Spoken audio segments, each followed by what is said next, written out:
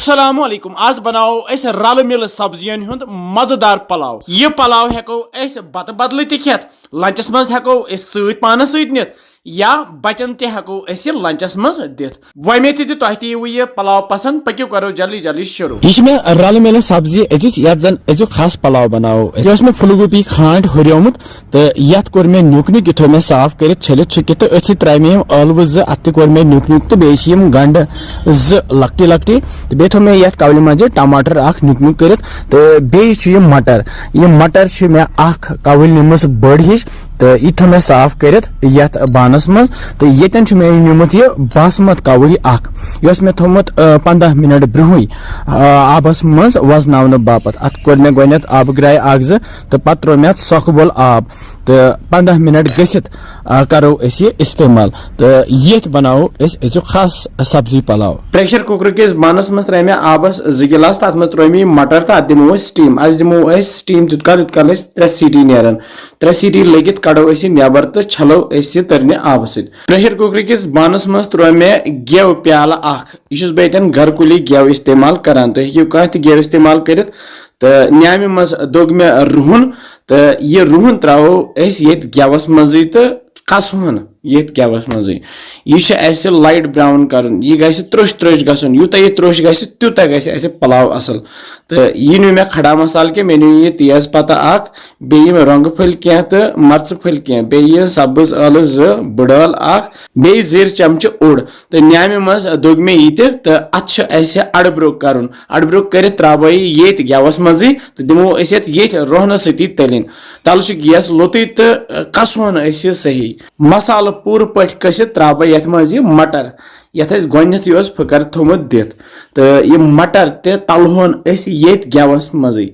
तो यह गि पूर पट तलन यून अमे पे त्रो रल मिल सब्जी यथ मज फुलगोभी बे ٲलव तो बे गंड तो यह फुलगोभी ٲलव तो गंड ते तलो ये मटर सती पूर पट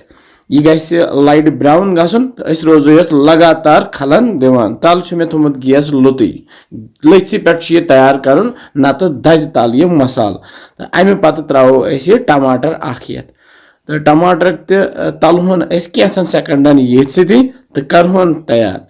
टमाटर ज्यादा जालुन कह तो अमे पे त्रो नून चमच 2 यन त्रो ये पाउडर मसाल कह बह त्रो ये वजुल मर्चवांगन पाउडर चमच अख लेदर चमच ओड बे त्रोस यह बदान पाउडर चमच अख बे मे यह पलाव मसाल ओनमुत बाजर तो यह त्रो यन 1 चमच मे तुल हचू चमच तो अमी सो दिमो वन खलन खलन यह पूर पट मसाल ये रलाउन तो करुन तैयार कैंसन सेकंडन रोजो लगातार फ्योर दिवान तो यह वन तैयार तो अमे पे त्रो वन बासमत यह मे कवल बासमत थमज 15 मिनट ब्रोह वजन बापत सखबल आबस मज तो ये त्रो मे बे आब कवल अख या आब गिलास अख त्रो ज्यादा आब त्रोन कह नत बन यह पे यह वुगर थप हिश तो आब त्रोन कम तो अमे पे ये ग्रेख यित थो वन पे ये डखन तो डखन थत करो लथि पे वन तैयार ये गसन 1-2 सीटी नेरन 1-2 सीटी लगित थो मे तल वन तव तो ताई पे थो मे तो थो तल गैस लोत तो लथि पे करहोन कैंसन मिनटन वन तैयार तो कह मिनट गस्ती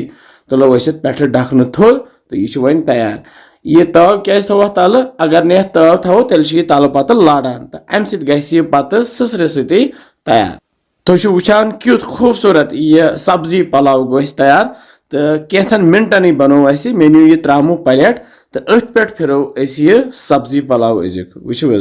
वारिया सहल तो आसान तो लकट बड़ हेकान ये खेत अगर तुम बचस लंच दिवान तो हेकू लंचस मज बर तो बचस सत ये खेन अल पल 5-8 नफर ये थो जामु दो